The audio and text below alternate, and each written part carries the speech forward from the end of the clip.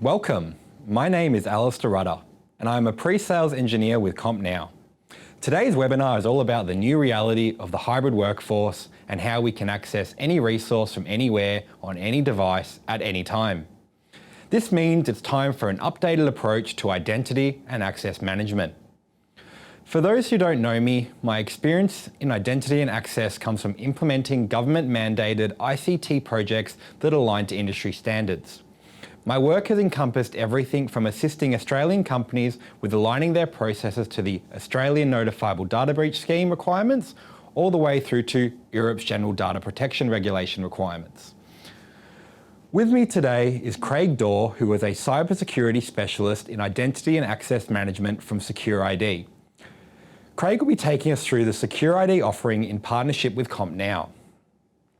CompNow are Australia's largest commercial and education Apple reseller and integrator, and we are specialists in managing the hybrid working environment. CompNow and SecurID can help deliver on your identity and access management needs. CompNow also have great depth across the business to facilitate the end-to-end management of your organisation devices from purchasing through to management and repairs.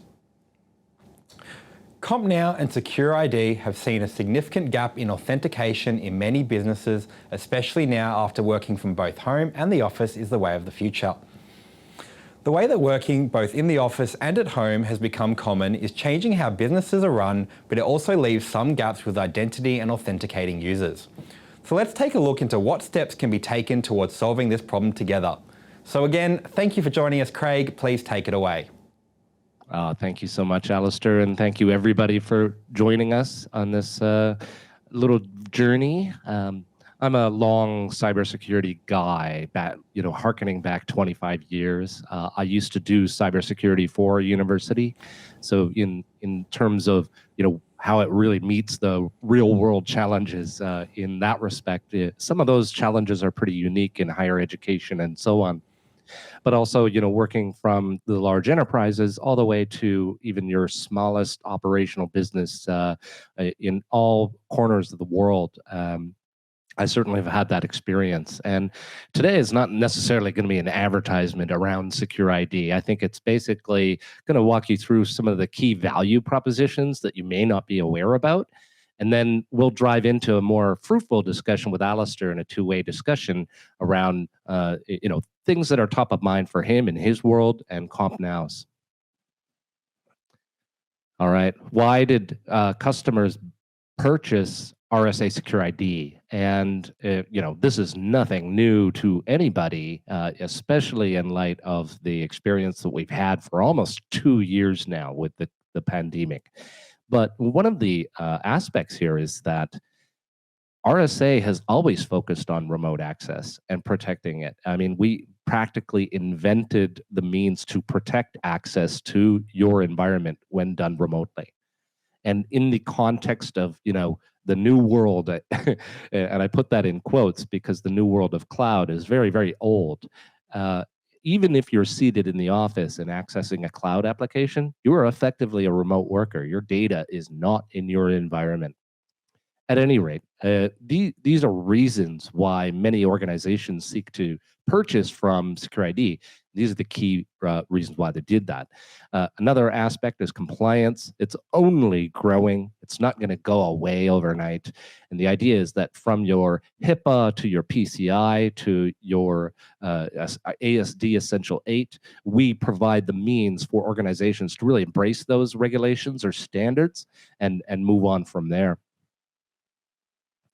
Another reason people purchase us is because they don't want security to be in the way of them just getting access to their data or getting access to their application. So delivering a means to do that conveniently while attaining some level of security during that is part of RSA's bread and butter.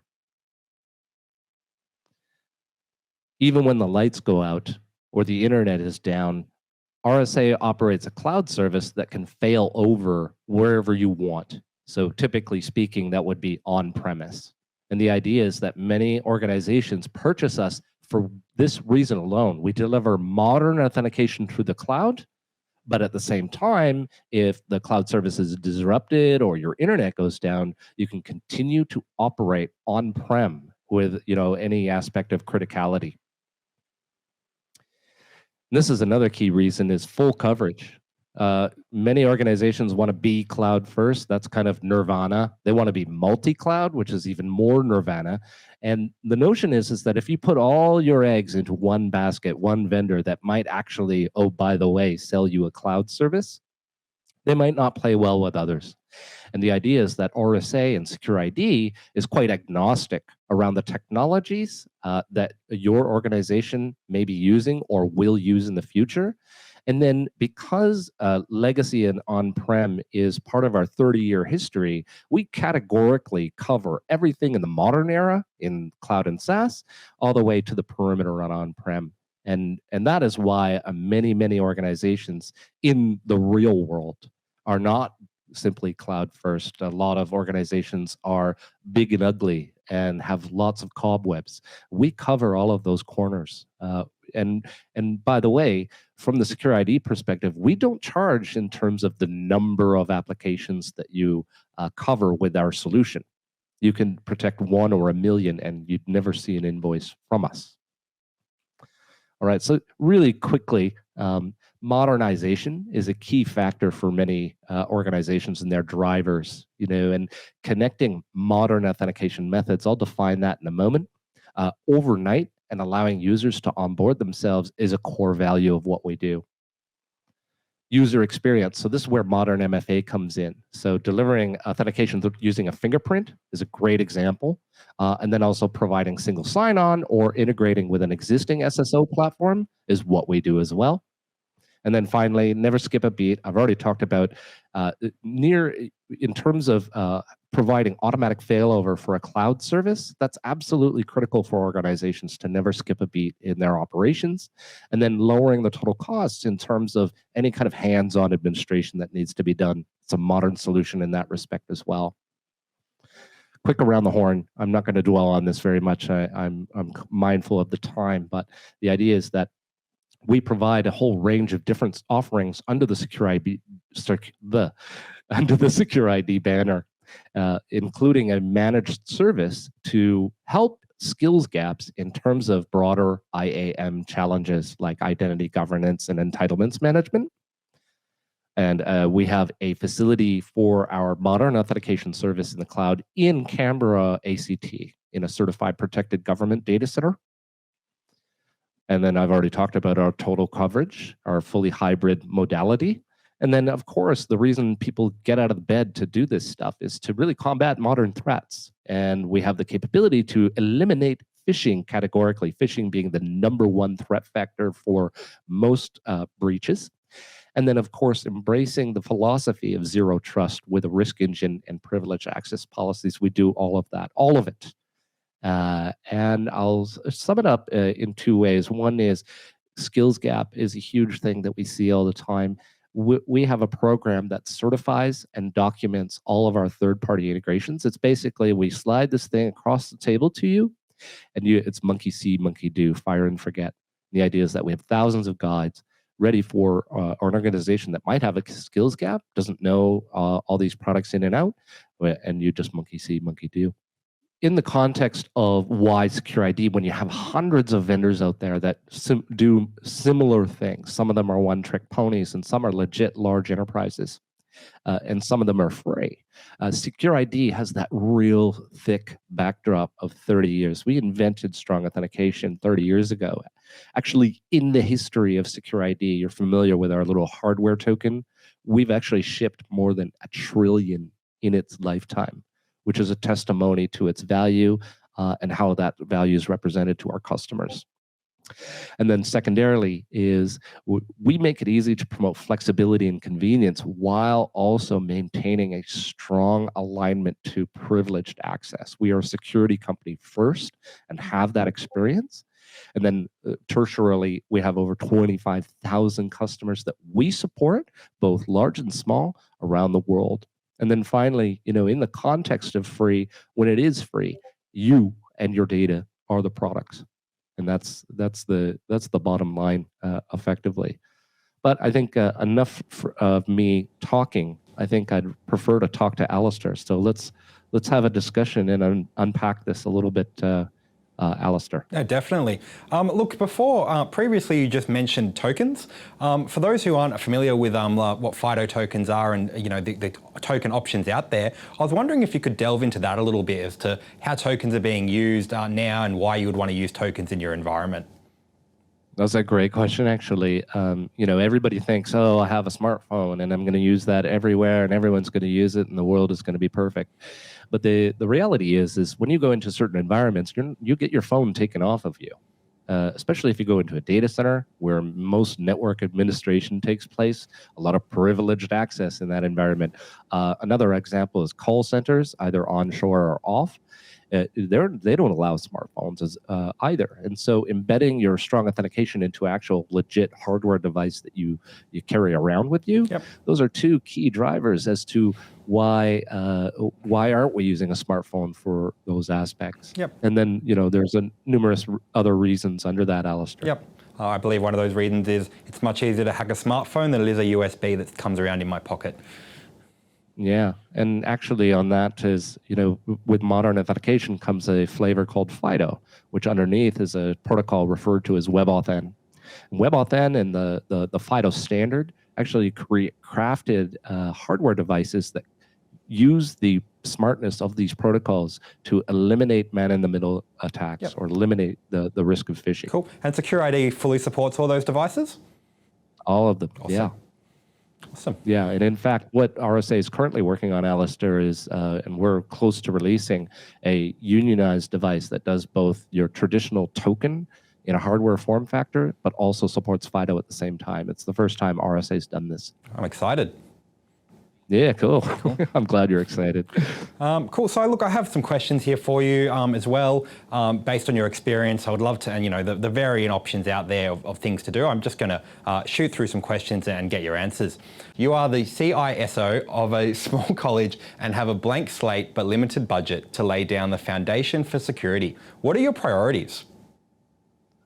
Yeah, and we see this all the time, but I like to be thrust into the role myself and play that little game. And the idea is that under a limited budget, you need to focus. So what do you focus on? Well, for me, it depends on really what the university is or what the college is. And many of these types of institutions have at least a research arm.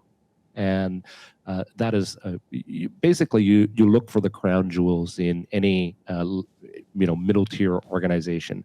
Either it's the research products that the university produces and that intellectual property, and or it's the IT capacity that if it ceased to operate, it would cease to operate as a university.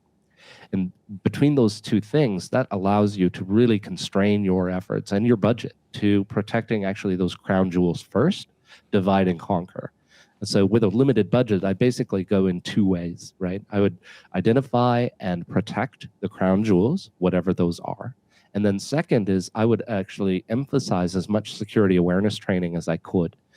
And simply for the fact that the human factor is the final perimeter. Everybody knows this. But in reality is even with security awareness training in place, you need to actually double down on it. You need to actually test your users and not necessarily forcibly re-educate them, but at least identify the users who are more likely or more prone to clicking on those links or picking up that USB stick that was left in the parking lot, and then pay special attention to them around their day-to-day business tasks. So those are the two main areas that I would basically start with, and then everything else comes out. I've seen a university cybersecurity budget in the past. It was very prescriptive. It was a very long list. It was about $30 million a year to operate this landscape of products and capabilities and so on. And not in that list, security awareness did not appear anywhere on it. And I figure like you could take this $30 million and throw it out the window if your end users are not sufficiently armed along that journey with you. Yep. So it's really a two-way street. But a great question, Alister. Great answer. And 100% agree with the human element being the biggest risk in organizations. Statistically, it has been shown to be the case as well. So. 100%. You got to save users from themselves. I've heard the statement, you can't patch the human. And to some degree, I kind of agree with it. You can't patch them, but at least it allows you the metrics or the means to discover who those users are and take special action with them. Yeah, 100%. As everyone is trained on phishing, whaling, and all the techniques that these scammers like to use and how to identify them. And not everyone will be able to grasp those skills as easily as others. So 100% agree. I have a question for you on that, because you do have an emphasis in your own career around security awareness and driving towards industry standards around it. Yep. So in your experience, do you see a lot of emphasis placed on physical penetration testing, like people wearing hard hats and walking through the door? I heard one funny story about, what was it? Two guys. One guy got really deep into an organization just carrying a pizza.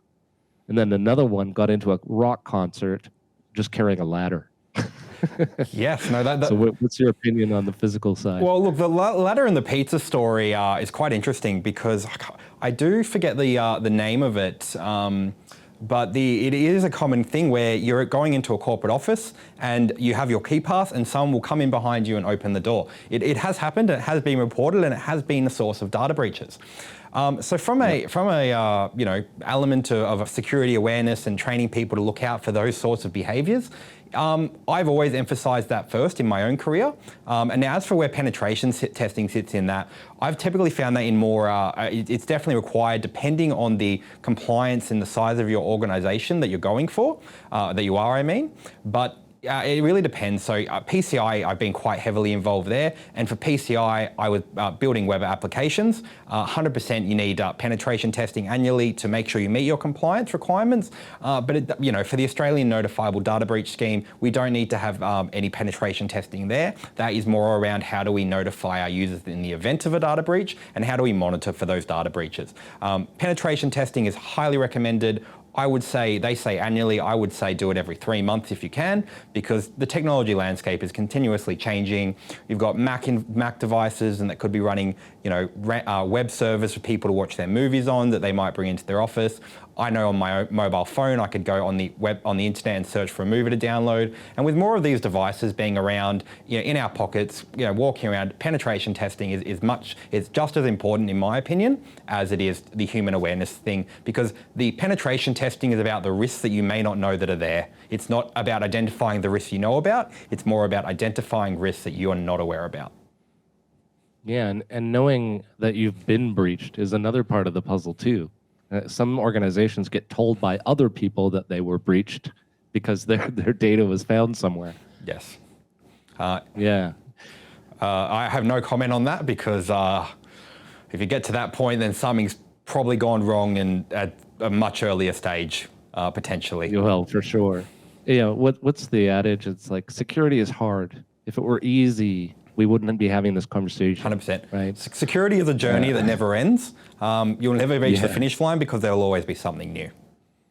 Yeah, and when you work in it, it's like the post office. It just keeps on coming. New malware every 10 minutes, literally. Yep. Phishing is a great, as you said, we talked about phishing. When COVID came around, we had the SMS messages. Oh, by the way, you've been flagged for testing, click this link. You had that from the Australian government, but you also had it from random numbers that had no information. And then it would be like, please confirm your identity before we can give you this. Oh, and by the way, we also want your credit card.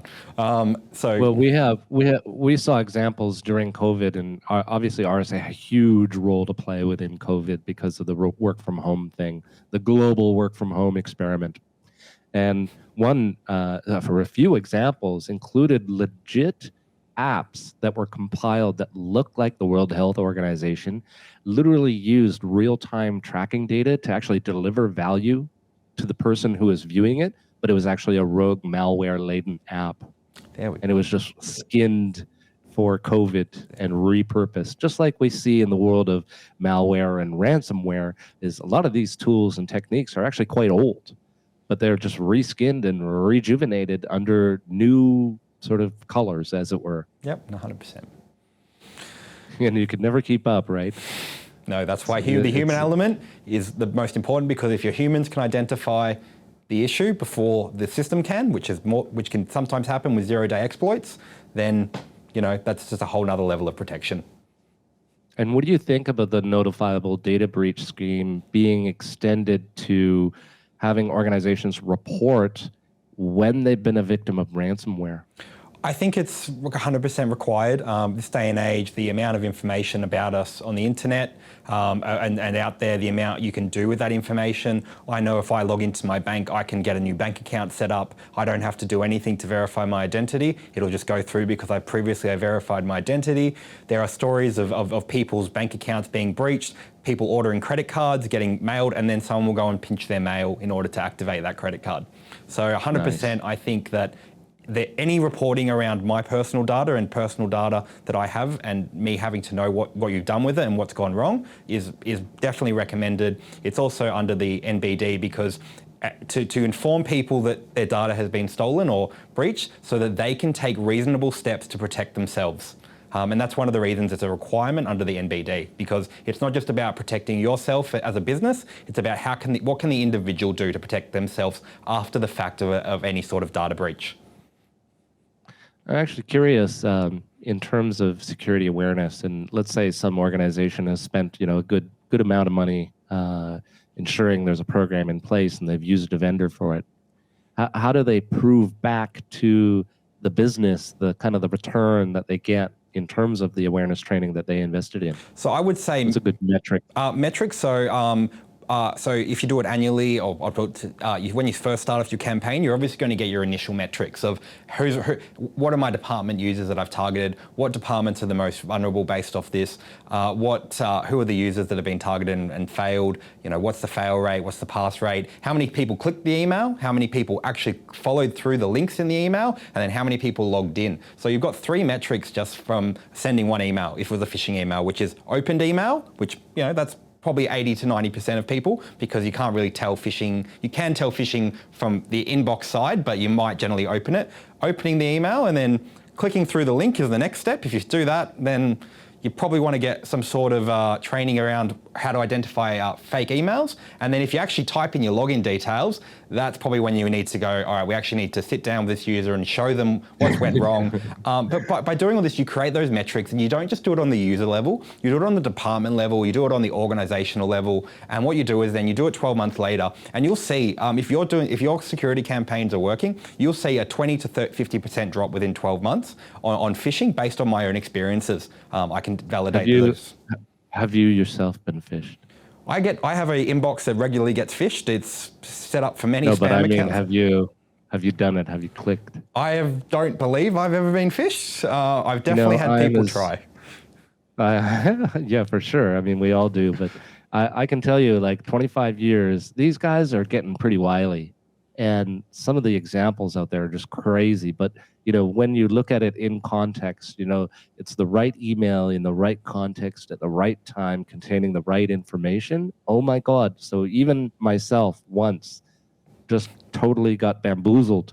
And I literally had to do, even though I'm paranoid as they come, and smart and security savvy and IT savvy, still got tricked. I mean, it happens to the best of us, as it were. It's one of the cases I've heard about when people are tricked is that they're generally in the middle of something else. They get an urgent alert to do something. They'll be on their phone running around. So whenever you read something, if you're not sure, stop, take a breathe, and give it a read. Look, so we do have some other questions which as well, which might relate to SecurID and Eurospace. So one of the things we talked about was ransomware.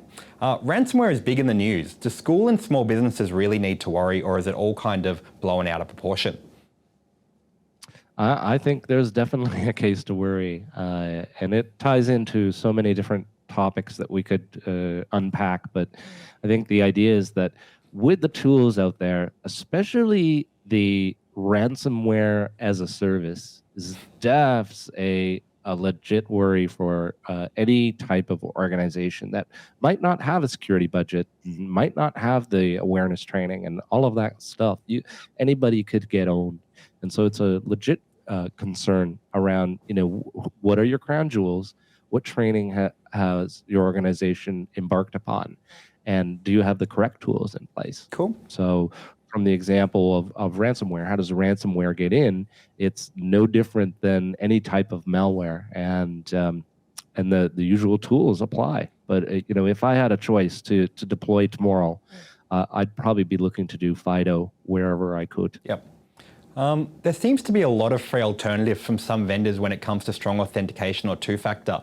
Is there anything wrong with those solutions? The idea is that when it's free, you are effectively a product. And the notion is that many of these larger, global organizations will treat your data fairly promiscuously. They might have multiple data center touch points around the world. Your data will transit through them. And the idea is that they're meticulously analyzing, correlating, and processing the information that you may be protecting with some solution or using with their product.